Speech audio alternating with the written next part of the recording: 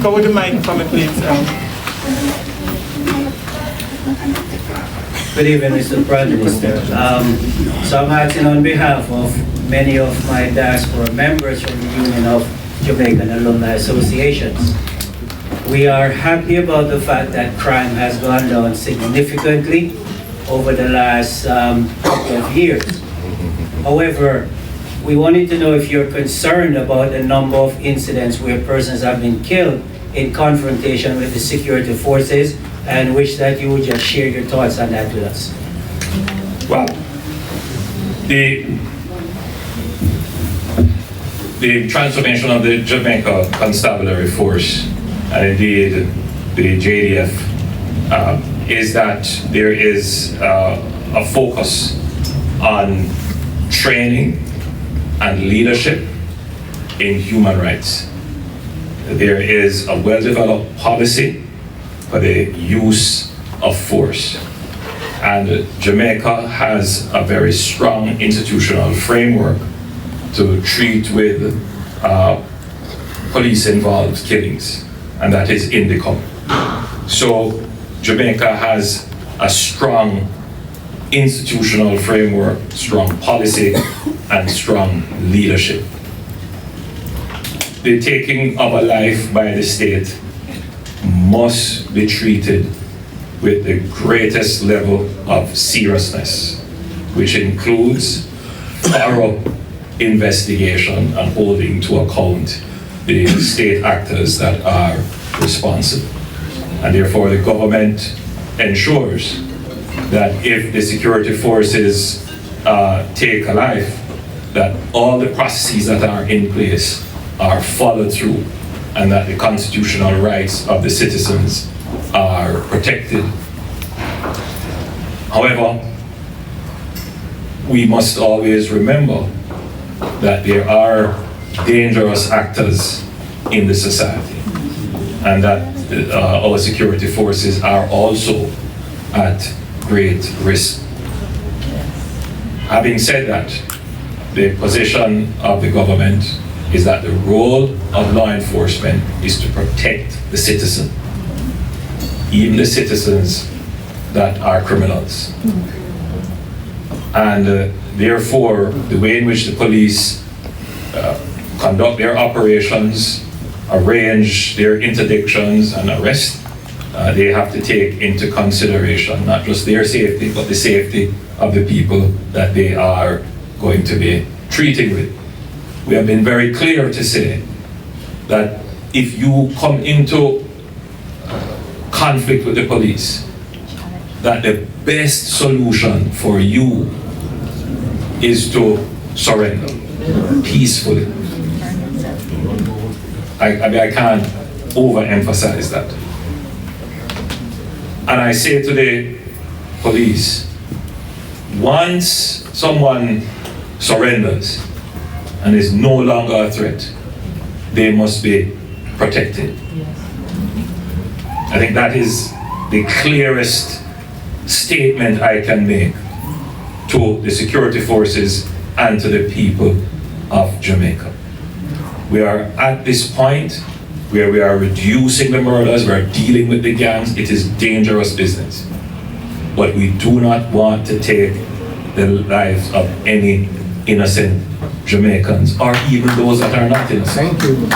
That has to be said. The example that we must set is that we preserve life. Yeah. That is the example. I know that there is a particular case. I have not yet been thoroughly briefed on it. I'm seeing the statements in the press. When I go back to Jamaica, I will get a thorough brief. But I give the commitment to the citizens of Jamaica that the processes and laws that are in place will be fully executed on every police involved shooting or killing, to ensure that the rights of the citizens are protected and preserved, and that innocent people and victims are protected and preserved. Mr. Tingling. Mr. Prime Minister, I'm Dr. Bill Tingling, and I just want to extend our gratitude to Dr. Compton and Mr. Cephas, We have been, through our Jewish community here in New York and Jamaican Jewish community, we have been the largest contributors and donors to all the hospitals in the entire country. Tons and tons of medical supplies are continuously provided to our Jamaican community.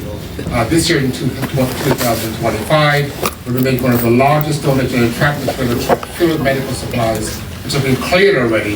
So I just want to extend our gratitude to Mr.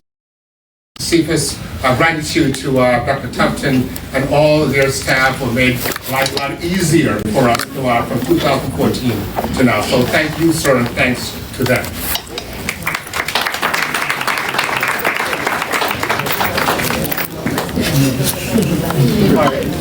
That was a comment. You want to take a last question? I'll give Ms. Alvarez, I'll let you ask a question another time, in another forum, Ms. Alvarez. Okay, thank you so much. Good evening, everyone. Carmelita Alvarez, social worker. And I just wanted to, my organization deals with individuals who have been deported, and the demographics have changed. Whereas formerly, a majority of persons going down were involved with criminal activity, have been locked away for significant amount of time. But what we are seeing now is that individuals who have violated immigration laws, who may have committed minor offenses years ago, are being deported.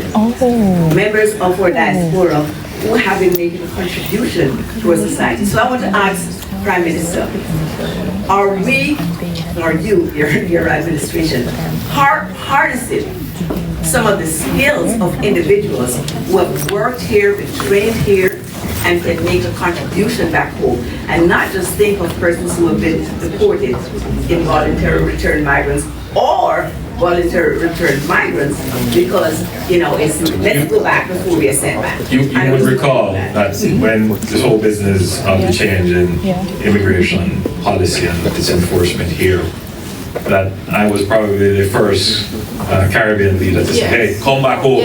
We need you back home. And that continues to be our posture.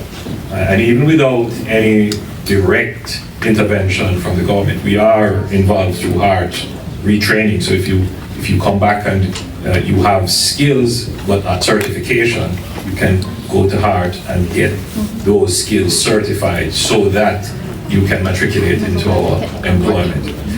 But yes, and so the minister is reminding me that we established a technical working group which involves all the elements of the government that have anything to do with a returning resident. So whether it is training, whether it is welfare, whether it's health, mental health support, whatever it is, we have coordinated the entire government to provide the service. But you are so correct that the notion of the deportee has now changed to the returnee. So I don't think the Jamaican people are not seeing persons returning home as just only and solely persons who have been deported because they have been involved in crime. This is not to say that there are not those persons who have been deported, who have got themselves on the wrong side of the law. The last one that you would have seen is one called AKA Brown Man in Manchester. You would have seen that. And I make the statement very clear: if you have been involved in crime here and you're coming back to Jamaica expecting that you're going to be involved in crime there and get away with it, forget about it. It's not going to happen. I must be very clear with that. So if you're coming back to Jamaica, come back to contribute and not to destroy.